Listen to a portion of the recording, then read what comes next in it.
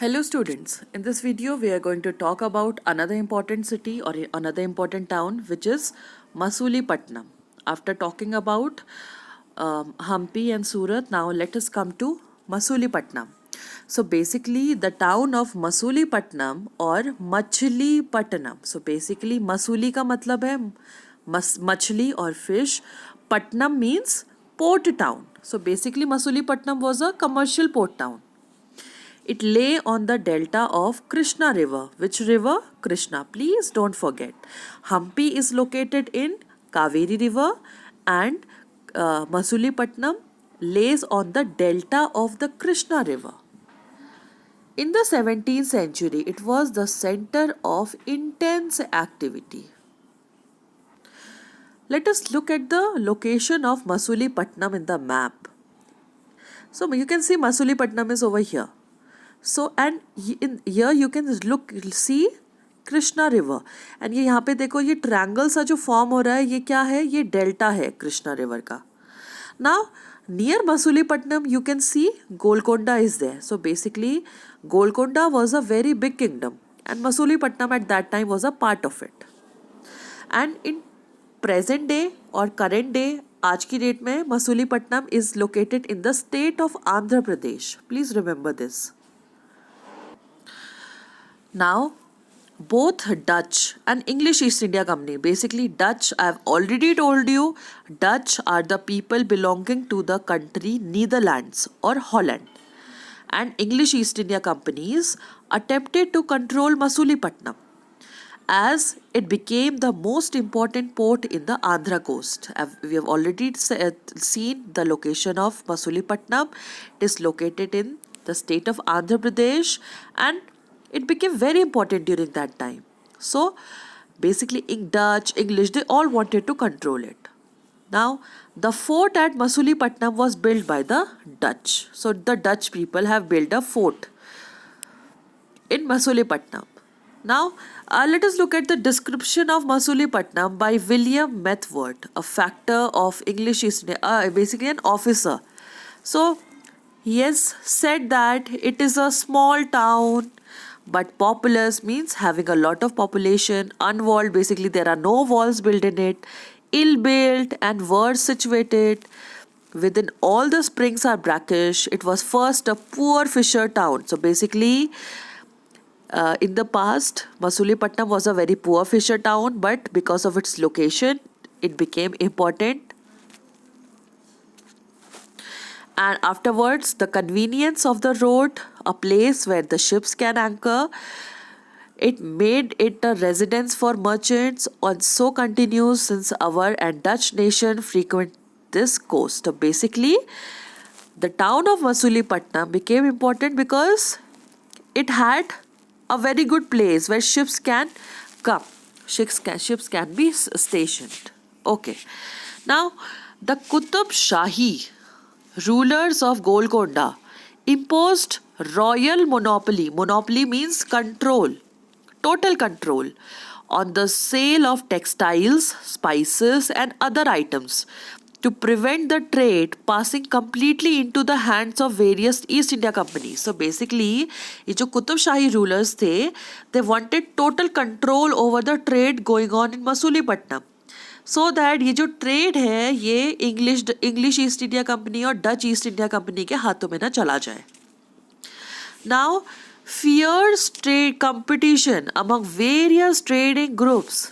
अब मसूलीपट्टनम में ट्रेड जो करते थे there were a lot of community और groups of people who were trading and उनके बीच में काफ़ी तगड़ा और काफ़ी अच्छा कॉम्पिटिशन था. Let us look at who these trading groups where.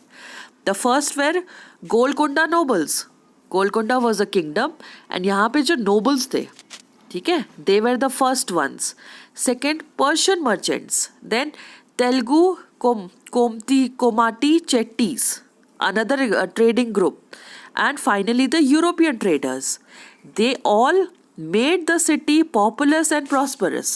So populous means having a large population and prosperous means becoming rich.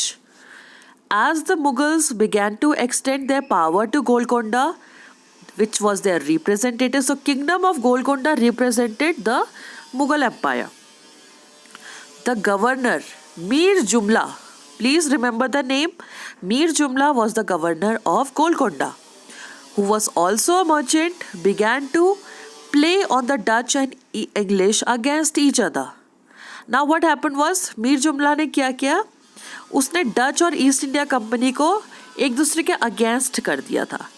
So in 1686 and 87 Mughal emperor Aurangzeb annexed Golconda. So finally Aurangzeb ने क्या किया, गोलकोंडा को forcefully he took over Golconda in 1686 and 87. Now, because Aurangzeb was a very strict and cruel ruler, so now उससे क्या हुआ कि this caused the European companies to look for another alternatives, or they look for other options, because it was no longer easy to continue trade in Masulipatnam, क्योंकि मसूलीपट्टनम को Mughals ने अपने अंदर ले लिया था, तो वहाँ से ट्रेड करना अब easy नहीं था. It was a part of new policy of East India Company that it was not enough if the port had connections with the production centers of the hinterland. Hinterland का मतलब है places, और basically अगर आपका ये trading center है, ठीक है, तो उसके चारों ओर का एरिया और the areas surrounding that town or city will be the hinterland. ठीक है, for example you have Delhi. So the cities or the towns near Delhi like Noida, Gurgaon, Ghaziabad, Faridabad, they all are hinterland of Delhi. So they said that it doesn't matter, इससे कोई फ़र्क नहीं पड़ता कि एक particular port या फिर एक पर्टिकुलर टाउन कितना भी नज़दीक क्यों ना हो, जहाँ से उसको रॉ मटेरियल मिल रहा है या फिर प्रोडक्शन सेंटर से. The new company trade centers should be, now they started like East India Company and all, वो क्या करने लगे, they started looking for another options.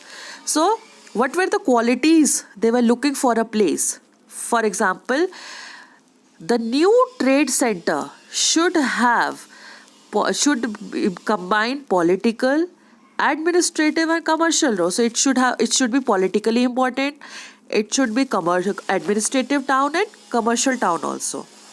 Now, as the company traders moved to Bombay, Calcutta, present-day Kolkata and Madras, Masulipattnam lost both its merchants and prosperity. So basically now new towns came up like Bombay, Calcutta, Madras, they now became important, and towns like Masulipattnam, they lost their importance and declined in the course of 18th century.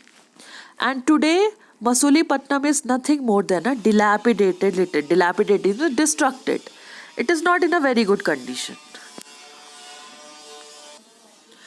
Now, as we already talked, because of a lot of competition, now East India Company people, चाहे वो British East India Company थी, Dutch East India Company थी, they started looking for other options. So, new towns and traders, they came up. Now, let us look at these new towns.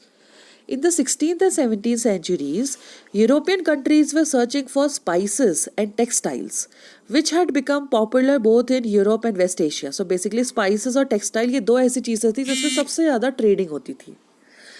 The English, Dutch and French, these three formed East India companies in order to expand their commercial activities in the East. Now, initially, great Indian traders like Mullah Abdul Ghaffur and Veer Ji Vora, who owned a large number of ships, competed with them. So basically ये जो east India company थी अलग अलग countries की, जैसे England की English कहा जाता था, नीदरलैंड्स की ईस्ट इंडिया कंपनी को डच बोला जाता था और फ्रांस वालों को French. So earlier there were Indian traders जैसे कि मुल्ला Abdul Ghafoor, and please remember their names, and Virji Vora. These people, they had a lot of ships who gave very good competition to East India companies. However, the European companies used their naval power. So basically European countries जो थी ना, like British, France, उनकी navy बहुत अच्छी, they had a very strong navy. So what they did was they used their navy to gain the control of sea trade and forced the Indian traders to work as their agents. So basically They used the navy to defeat these Indian raiders, and they forced them. Now, these Indian raiders were forced to become the agents. Agents are the people who are working under the East India Company. अब ये Indian traders क्या बन गए? पहले ये independent होते थे, ठीक है, they were independent traders. Now they started working under the East India company. चाहे वो ब्रिटिशर्स के अंडर काम करने लग गए, चाहे डच या फिर फ्रेंच. अल्टीमेटली द इंग्लिश, अब out of all these three east India company सबसे इंपॉर्टेंट थी English East India company. It emerged as the most successful commercial and political power in the subcontinent. The spurt in the demand for goods like spurt in means rise in demand for the goods like textiles led to a great expansion of crafts of spinning, weaving, bleaching, dyeing. So basically textile or cloth की demand आने लग गई, तो obviously spinning, weaving, bleaching means cleaning the cloth, and dyeing means coloring the cloth, with more and more people taking them up. Indian textile designs became increasingly refined. Refined means they became of very good quality. However, this period also saw the decline of the independence of the craftspersons. So, earlier these craft people, they were working independently. Now, they now began to work on a system of advances, which meant they had to weave cloth which was already promised to the European agents. अब क्या होने लग गया, वो सिर्फ वही कपड़ा बनाते, they were only producing the cloth जिसकी पहले से ही डिमांड आ गई. So basically they were working on the demand or advance demand by the European traders. European traders क्या करते थे, every month they used to give demand ki we need this much amount of cloth from you. So these Indian traders now they now started making the cloth on demand. पहले वो अपनी मर्जी से जितना चाहे बनाते थे, अब वो इन यूरोपियन ट्रेडर्स के लिए कपड़ा बनाने लग गए.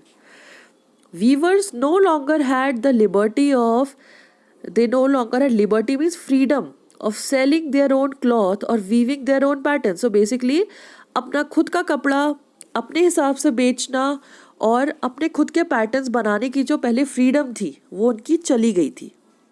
They had to reproduce the designs supplied to them by the company agent. अब उनको वही डिज़ाइन बनाने थे जो कि कंपनी या ईस्ट इंडिया कंपनी के एजेंट्स उनको बोल के जाते थे. The 18th century saw the rise of Bombay, Calcutta, Madras, which are the nodal cities today. Basically, these are the very important four cities of India.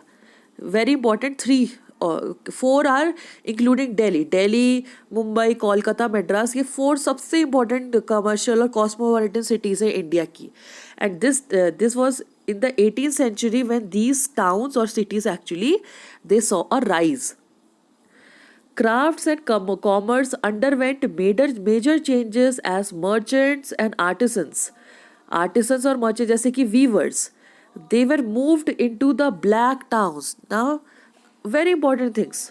Black towns. What are these black towns? These were established by the European companies within these new cities. So basically these were the towns established by European companies within these new cities of Calcutta, Madras and Bombay. The blacks or native traders. So basically Europeans called Indians as blacks. The blacks or native traders and craftspersons were confined here. Confined means they were restricted over here.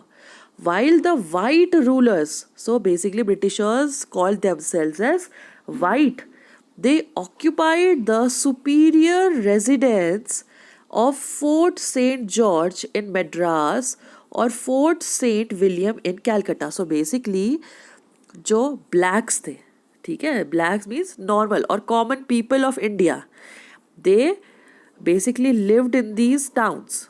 While ये जो white लोग थे, white जो Europeans खुद को white बोलते थे और खुद को rulers बोलते थे, they started living in these forts. जो लोगों ने अपने किले बनाए थे और forts थे उनमें ये लोग रहने लगे. The story of crafts and commerce in the 18th century will be taken up next. So basically this is a very small part of the subject that how these European traders जो पहले सिर्फ trading करते थे, they now took over the control of India. इन्हें क्या किया? India की political power, they took over the political power, commercial power over India. They started ruling us. So we'll talk about this in next chapters or next class.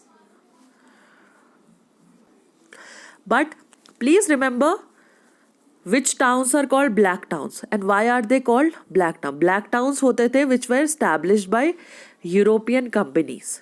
ठीक है? These were the अब देखो city. What is a city? City is basically very large. एक city के अंदर भी छोटे छोटे towns हो सकते हैं. So ये जो black towns थे, they were inside the cities like Bombay, Calcutta, Madras, etc. Let us look at this box over here, Vasco da Gama and Christopher Columbus. In the 15th century, European sailors undertook unprecedented explorations of sea routes. They were driven by the desire to find ways of reaching Indian subcontinent and obtaining spice. So basically they wanted to trade in spices. Now Vasco da Gama, a Portuguese sailor, sailed down the African coast, went around the Cape of Good Hope and crossed over to the Indian Ocean. His first journey took more than a year. He reached Calicut in 1490. Please remember the year. Very important. Now he returned to Lisbon, capital of Portugal, in the following year. He lost 2 of his 4 ships and of the 170 men at start of the journey, only 54 survived. In spite of all the problems, the routes that were opened up proved to be extremely profitable, and he was followed by English, Dutch, and French sailors. Now, the search for sea routes to India had another unexpected fallout. On the assumption that the earth was round, Christopher Columbus, please remember the name, he was an Italian, decided to sail westwards. ठीक है, east की जगह ये waste से चला गया across the Atlantic Ocean to find the route to India. He landed in the West Indies in 1492. He was followed by the sailors and conquerors from Spain, Portugal, who occupied large parts of Central and South America, often destroying earlier settlements in the area. So this was how the basically European traders, they searched for the sea route. Today all the ships which sail in the oceans and seas, they follow a particular route. इनका एक route होता है, एक रास्ता होता है. If they don't follow the route, they will get lost. So this was how sea route was discovered to reach India.